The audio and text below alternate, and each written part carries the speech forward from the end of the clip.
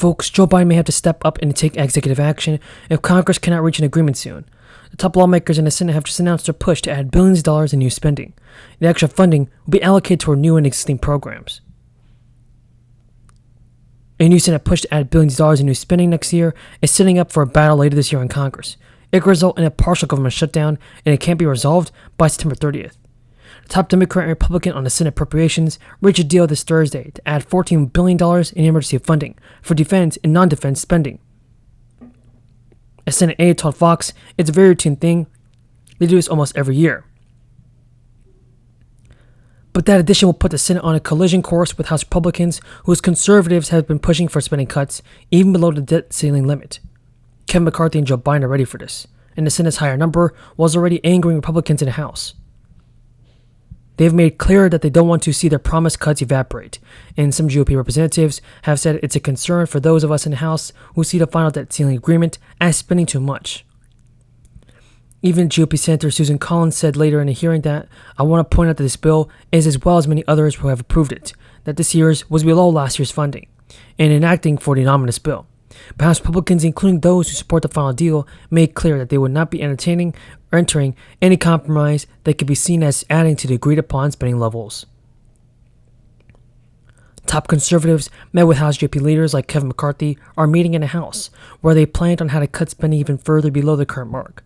That's after the House Appropriations Committee chairman committed to bringing spending levels below that line. But overall, if an agreement cannot be forged on a path forward by September, Congress risks leaving the government in a shutdown.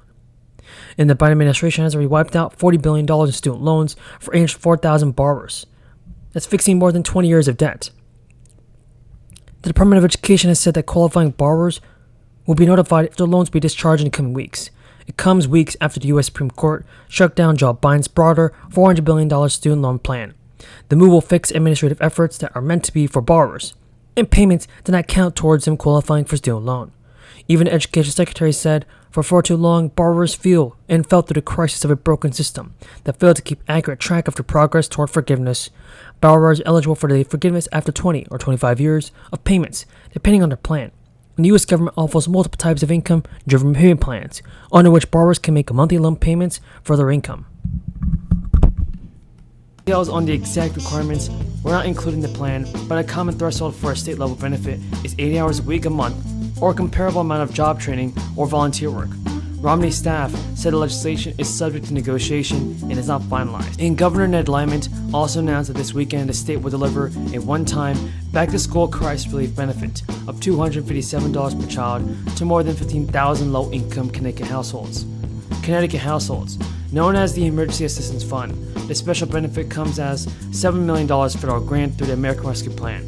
Eligible households include those with children who receive benefits through this temporary family assistance program during May 2022, or who received SNAP benefits and had no countable income during the same month. The majority of payments will be delivered to the recipients' electronic benefit transfer cards, and the state also mailed letters to recipients notifying them that they will be receiving this special one-time benefit.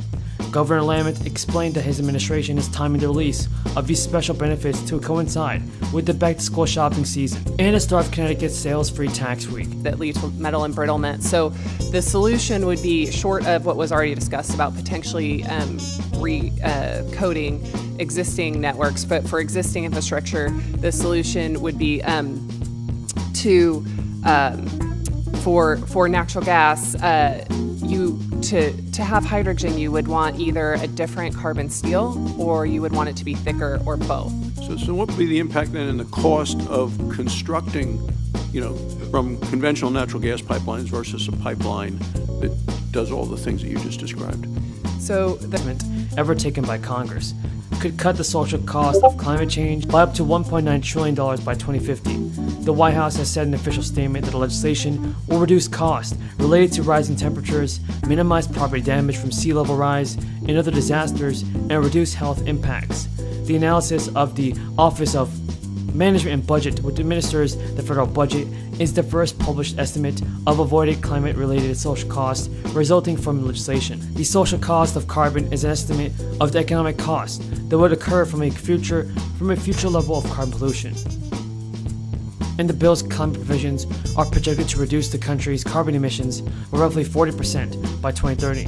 Early in his presidency, Joe Biden pledged to reduce U.S. emissions from 2005 levels, at least in half by 2030, and achieve net zero emissions by 2050. In the shorter term, the analysis projects the bill will save between roughly $34 billion and $84 billion each year by the end of the decade. Climate-related disasters cost the U.S. federal budget roughly $2 trillion per year, a 7.1% loss in annual revenue by the end of the century.